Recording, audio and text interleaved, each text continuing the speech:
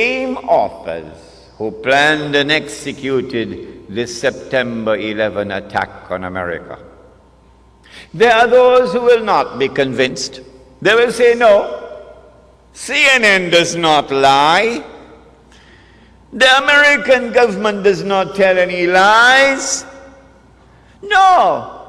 They said that it is Arabs and Muslims who attacked America on September the 11th, and we are convinced that they are speaking the truth. But guess what? One day, we stand in another court. On that day, the Quran says, يَوْمَئِذٍ تُحَدِّثُ أَخْبَارَهَا. The earth will reveal all the secrets that the media don't tell us today. And on that day, I will not be surprised when I am shown who are the authors of the September 11 attack on America. I would not be surprised on that day. But on that day, those who insist that Washington is speaking the truth, oh, what an awful event will be for them. See, you know that? I mean, these people are going to give me a 6 for a 9. I was so utterly and totally and completely deceived, and I swallowed their lies. And as a consequence, I blamed an innocent people. And today I have to answer for it. In the summer of 1914, there were 6 major powers in Europe: Britain, France, Russia, Germany, Austria-Hungary. That's 5. That's 5. Number 6?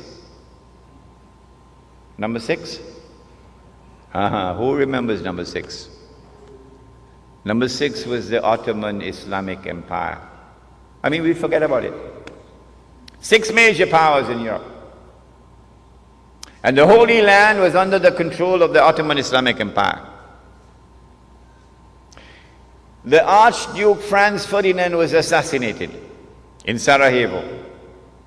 And the fingerprints or the footprints, which were of course manufactured, led to Russia.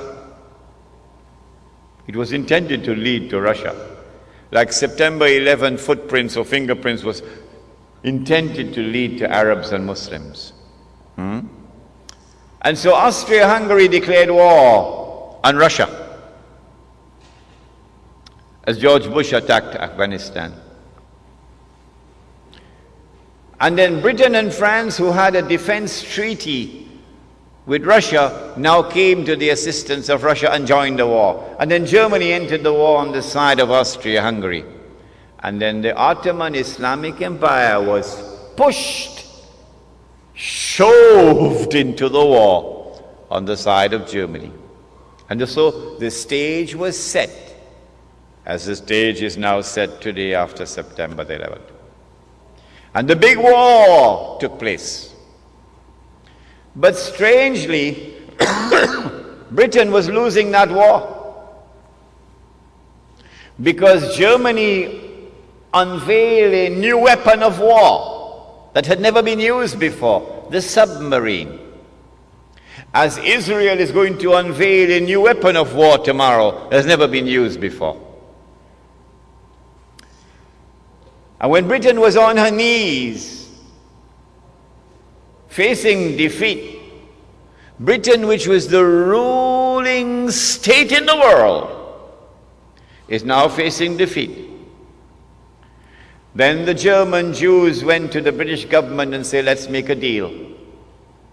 If you will promise to give us the Holy Land, we'll bring the United States into the war on your side. Britain said, deal. You will see all of this on the last day. And so the United States entered into the war. And Britain won the war. In the process, the Ottoman Islamic Empire was defeated, was dismembered, and the Holy Land was liberated for the Jews. And so an act of terrorism led to this strategic target being achieved, the liberation of the Holy Land. But now, the United States takes over from Britain as the new ruling state in the world. In the same way that Britain had a mysterious relationship with the Holy Land and with the Jews, the United States now has that mysterious relationship with the Holy Land and with the Jews. The first country in the world to recognize the state of Israel is the United States of America. Is that by accident? No, not after today's lecture. You'll never think it's by accident. The United States presents, excuse me, presents the baby with everything that the baby needs to grow up to become not only a strong man but a superpower. Massive economic aid, massive military aid, massive transfer of cutting-edge military technology, some from the front door, a lot from the back door. And Israel grows and prospers. But in order to keep this Israel safe while it's growing, you had to create a new organization called the United Nations Organization. You had to create something called the Security Council, whose responsibility is for international peace and security. And you had to give veto power to the United States in the Security Council. So that every time mankind came together to censure that Jewish state, the United States is there to cast a veto to protect the baby. It happened time and again, that the United States is protecting Israel. If there was any doubt that the United States has now taken over as the ruling state in the world, 1956 put an end to that. In 1956, Britain, France, and Israel attacked Egypt, took over the Suez Canal. The American president was Dwight Eisenhower, General Dwight Eisenhower. He ordered Britain and France and Israel to withdraw. And they had to withdraw. And the British government fell. So Anthony Eden had to resign. Very clearly, Britain is no longer the ruling state in the world. The United States has taken over. If you felt that the Soviet Union was on par with the United States, that there are two superpowers, that the United States is not the ruling state in the world, then the Cuban Missile Crisis of 1962, I think, put an end to that. Remember? Sparrow sang the Calypso. I said, turn them ships in the opposite direction. You were born at that time? Huh? Kennedy is the man for them.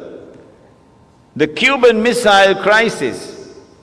And the Soviet Union had to back down when the United States imposed unilaterally a quarantine around the island of Cuba. And so the United States is the new ruling state in the world. And the United States has a mysterious relationship with the state of Israel. Can anyone explain that?